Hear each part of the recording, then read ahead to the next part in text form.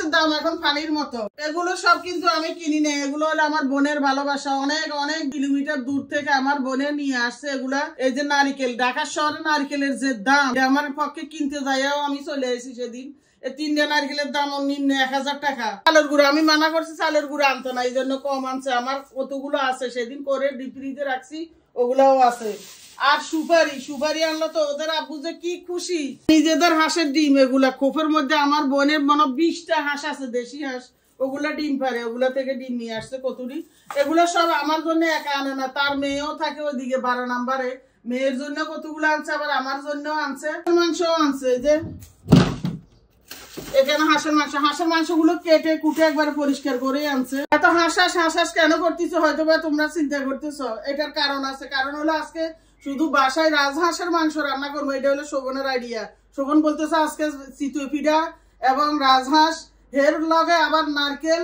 প্রতিদিন হাজারো মানুষ উপকার পায় আমার হাতের তেলটা বারবার নিচ্ছে। যাদের চুল পরে যায়, যাদের চুল সিল্কি না, যাদের চুল লম্বা হতে চায় না, যাদের চুলে খুশকি আছে, কয়টা বলবো, সব ধরনের সমস্যার সমাধান নিয়ে চলে আসছে আমি। যারা অর্ডার করবে এক্ষুনি অর্ডার করে ফেলতে পারো, স্ক্রিনে নাম্বার দেওয়া আছে অথবা ইনবক্সে। গুড়, দেশের গুড়, এগুলো একসাথে আজকে খাবো। হাঁসের মাংসটা বের করি, এই যে এখানে এটা এখন ভিজাবো। এগুলো এখন আমাদের আপাকে দিবে, এগুলো ভেঙে নারকেল কুড়াই দেওয়ার জন্য, আর বাকিগুলো ফ্রিজে রেখে দিবে। ওই যে বললাম চিতই পিঠা আর গুড় দিয়ে খেতে হবে। নারকেল ভাঙার মধ্যে একটা আরাম আছে। এই যে পানিগুলো পড়তেছে, ওদের আব্বু এই পানির জন্য পাগল। আর শোভন খাবা নারকেলের পানি তো ভালো হয় না, হয় না, কারণ মিষ্টি কম হয়, জুনা নারিকেলের ডাব নারিকেলের মতো না। ও এই জন্য না বটির আগাটা বেখা।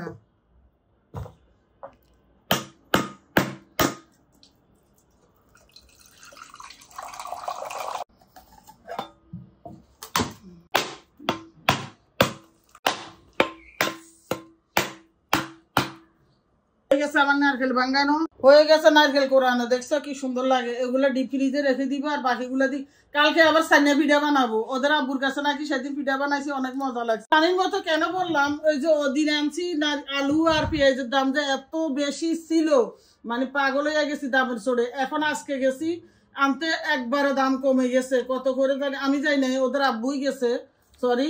তো উনি আনছে একেবারে কম দামে, মনে হয় 50 টাকা পেঁয়াজ, আর আলু মনে 40 টাকা হবে। আমি জিগাই নাই, তারপরও বলছে যে 60 টাকা মনে হয়, পেঁয়াজ 60 টাকা বলছিল। দাম কমে গেছে একবারে, বলছে 50 টাকা 60 টাকা, আর ফুলকপি বাঁধাকপি 20 টাকা হয়েছে। এই জন্য একবারে বেশি করে আনাইছি জানো। আর একটা কথা, আজকে তো শুক্রবার, ওদের আব্বুরও একটু খাটাই নিবে, কারণ এতগুলো জিনিস আমার আনা সম্ভব না, সেই জন্য উনি এনে দিছে। হাঁসের ডিমগুলো একটু ময়লা মনে হয়েছে, এই জন্য ডোলে ধুয়ে নিতেছি। চিতল পিঠা বানাবো এখন। অনেকে বলে খোলা যা পিঠা, নোয়াখালীর খোলা যা পিঠা, আমরা বলি এগুলো পাতলা চিতই পিঠা। হাঁসের মাংসটা, রাজহাঁসের মাংসটা দুপুরে রান্না করছি, তো এখন রাত হয়ে গেছে। আজকে আমরা ডিনার করবো চিতই পিঠা, রাজহাঁসের মাংস আর নারিকেল আর সেই গুড়। বিশ্বাস করে আমার আদরের ছেলে মেয়ে ভাই বোন, তোমাদের আমার কতটা খাওয়াইতে মন চায় একমাত্র আল্লাহই জানেন। তোমাদেরকে আমি এতটা ভালোবাসি, তোমাদের কারণে আজকে আমি এখানে। প্রত্যেক জনের কাছে কৃতজ্ঞ স্বীকার করি। আর এই পিঠাটার মধ্যে নাকি হাঁসের ডিম দিলে মজা, আর যত ডিম দেয় ততই নাকি মজা।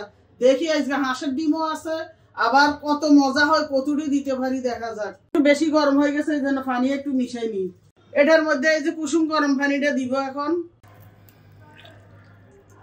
আটাগুলো পানি দিয়ে গলে ফেলছি, এখন ডিম দেওয়ার ফালা, দেখি কয়টা দিতে পারি।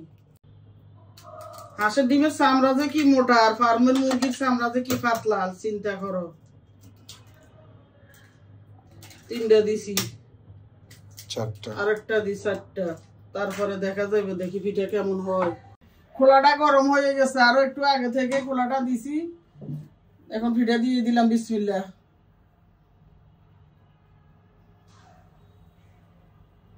দেখি কেমন হয় 4 ডিমের পিঠা। মিথ্যা প্রবাহ সরে এখন সত্য প্রবাহ পড়তেছে। ওরে আল্লাহ গো, এত শীত! এই শীতের মধ্যে যদি এই চিতই পিঠা না খাওয়া যায় তাইলে হলো মাশাআল্লাহ, খুব সুন্দর করে উঠে গেছে।